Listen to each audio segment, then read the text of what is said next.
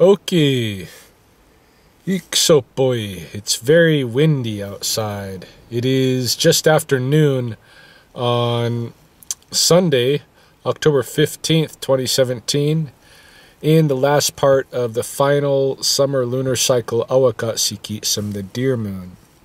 And I've just pulled in at Spopikimi, the Turtle Waters, aka Elizabeth Hall Wetlands. Figured I'd make my opening video right here in the vehicle because I don't know if I'm going to be able to talk over the wind. I might have to tape out here and then narrate later, turn down the volume of the background noise and narrate later on the computer. But I was here this morning and I had a student with me and I was telling her about my visit yesterday, which I did film and posted on YouTube, the highlights of. And there was a part of the film where I just was getting things just absolutely wrong. I even named the film after the coyote napping through the snow goose migration. And there was no snow geese here yesterday. That formation that I saw migrating over was Meeksikamix, the red cranes, aka sandhill cranes. And I knew they didn't sound like snow geese, but the formation itself really had that classic snow goose look. It has the wedge shape, the V of regular goose migrations, but then it had lines attaching and streaming into it in different directions, and that's kind of snow goose-ish. And because I didn't want to pull out my binoculars because I was filming, I just wanted to use the camera.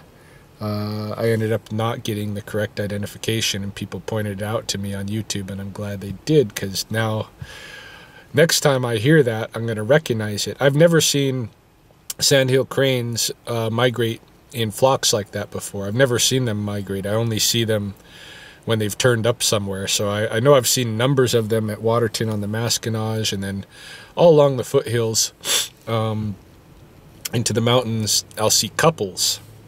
But I've never observed them before migrating, so that was a first for me and a learning experience. And then we got the coyote who was napping, which was true. That's not inaccurate. However, my first instinct was with the coyote yesterday was that there might be something wrong with it. Like, why wasn't it getting up to run away? Then when I started moving toward it, it did get up and start loping away, which provoked me to turn around right away, give it her space, and next thing she laid back down. I didn't make anything of it at that point. But this morning, as I brought my student around out here, that coyote's still there. She's still there. And that means there's something wrong. There's definitely something wrong. That coyote should not still be there. And she's still acting like that. Like, she'll get up and walk away if you're paying attention to her and she knows it. But she lays right back down again. Even right within sight of you, she'll lay down. She'll just walk a little distance and then lay down. That's not good. So I don't know exactly what to make of it. She, looking through at the binoculars at her, she doesn't look in terrible shape. So it may just be the fact that she's an old dog, and maybe she's just dying, and that would fit the complex, I think, of a elderly dying dog, to move away from the den to do that. But I don't know. She doesn't look like she's wasting away like she would if she had rabies or distemper or something like that. She doesn't look in that bad a shape, but something's certainly wrong. So I brought my camera. I'm going to take some photographs of her because, you know, every dying animal enjoys having their picture taken. I'm kidding, of course. I'm going to take her picture, but not while she can see me. I'm hoping to sneak in there and sneak out.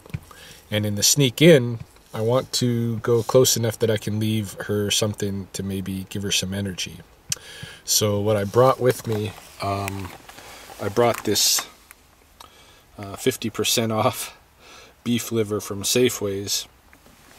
And I've got a little bit of leftover yams, cooked yams from last night. I don't know if she'll have anything to do with the yams, but the beef liver might help her. There was a couple of them at 50% off when I went into the grocery store to find something to feed her. So I bought one for tomorrow too, in case she's still out here.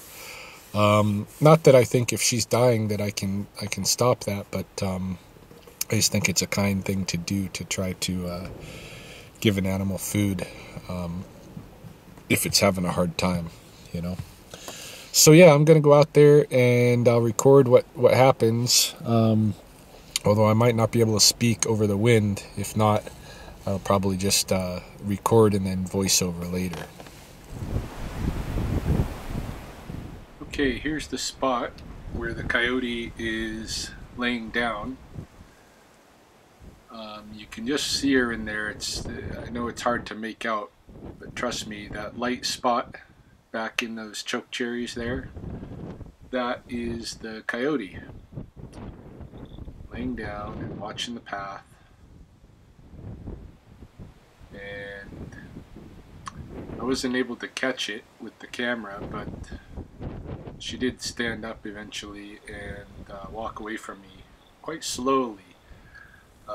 Slower than yesterday, and so, you know, that may be more of a sign of her sickness. Now I'm climbing up in that direction because she's already left the patch, because she saw me looking at her for too long. So she's gone over the hill out of sight. I figure that's my chance to get up here, right where she was in the choke cherries here. And now I'm going to leave my offering. Yams, beef liver, and she can take what she wants and others will take the rest. Hopefully the magpies don't pick off all the liver before she gets to it. Now I've climbed up to that adjacent ridge where I can look down in her direction. Unfortunately, I searched this whole slope, sunny slope where she's been laying down, and I don't see her anywhere up there. I think what's happened is that she's climbed into the thickets in the bottom of the draw. These choke cherry thickets, you can see here, it's dark on the screen. Yeah, I think she just dropped down in there because she's aware that I'm being strange and she's concerned about it. Right over here, you can see that orange. That is my offering that I left for her. Hopefully she gets to eat some of that. And there it is from another angle. I'm back down now, back at the pond. I'm gonna head out. Don't want to cause her any more trouble. She seems to be stressed now. She knows I'm looking at her, so I'm gonna leave, come back tomorrow, and see how she's doing. Just as a kind of a side note, yesterday in my video, I was saying I wasn't sure whether we'd be seeing the last of the painted turtles for the season or not. Apparently the answer is not. Saw several painted turtles today on my way around, mostly just surfacing at the top of the water with their heads, but a couple of them basking like this.